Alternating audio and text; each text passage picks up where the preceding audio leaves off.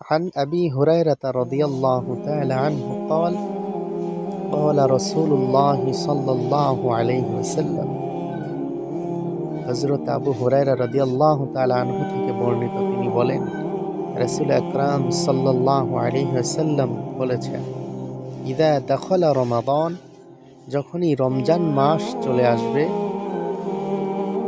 ফুতিহাত আবওয়াবুস সামা, আসমানের সমস্ত দরজা খুলে দেওয়া হয়। ওয়াফি রিওয়ায়াতি, আরেকটি বর্ণনায় পাওয়া যায়, ওয়াফুতিহাত আবওয়াবুল জান্নাহ, জান্নাতের সব দরজা আল্লাহ রাব্বুল আলামিন এই রমজানের উসিলায় খুলে দেয়। সুবহানাল্লাহি বিহামদিহি। ওয়া গুল্লিকাত আবওয়াবু জাহান্নাম, এমনকি জাহান্নামের সব দরজাকে বন্ধ করে দেওয়া হয়। ওয়া সুলসিলাতিশ শায়াতিন, এবং শয়তানকে শৃঙ্খলাবদ্ধ করা হয়, অর্থাৎ শয়তানকে বেঁধে রাখা হয়, শয়তানি যাবতীয় কার্যক্রমকে বন্ধ করে দেওয়া হয়। সুবহানাল্লাহ।